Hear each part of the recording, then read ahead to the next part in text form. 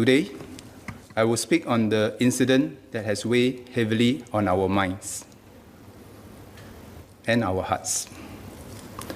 On 19 July, a 13-year-old student at River Valley High School died. I will share with the House a chronological account of the facts of the incident and describe the support that we are providing to the staff and students. I seek members' understanding that there are certain aspects of the incident that I cannot discuss as the matter is before the courts. At about 11:35 a.m., towards the end of lunch break on Monday, 19 July, a group of students encountered a 16-year-old student outside a toilet. He was holding an axe. He asked them to call the police. The students returned to their classroom immediately and called their teacher.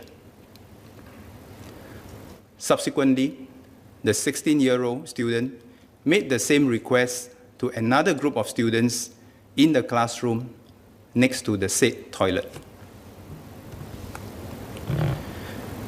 The students' immediate response was to apply the emergency run, hide, tell, lockdown drill. They went into their classroom, locked the doors from within, and quickly called their form teachers for help. A teacher who first arrived at the scene instructed the 16-year-old student to put down the axe. He complied. He was then escorted away to a meeting room.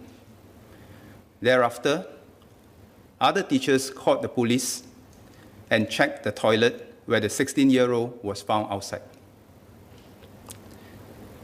Upon receiving the call for assistance, police arrived within 10 minutes and took the 16-year-old student into custody.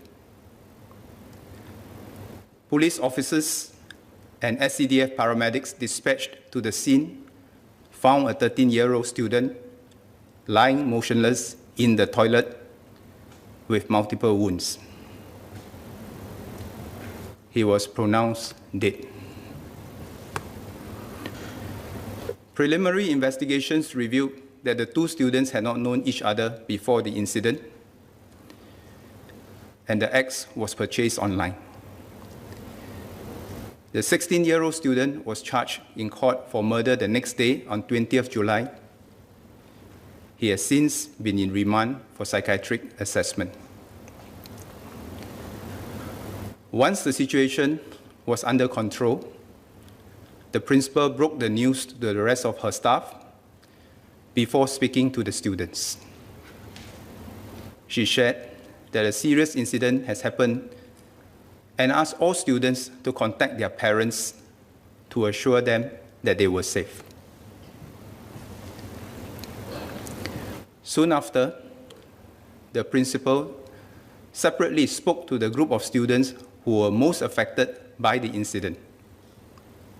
Other teachers also came together to support and render assistance. For students who assisted the police with the interviews, parental consent was duly sought, and every student was accompanied by a teacher throughout the entire process. Other parents were also informed via Parents Gateway that a serious incident had happened in school, so they could look out for their children once they were dismissed for the day. From 3:15 p.m., students were progressively dismissed, with teachers stationed at various gates to give students and parents assurance. By the same evening, parents were informed that a member of the RV family had passed away.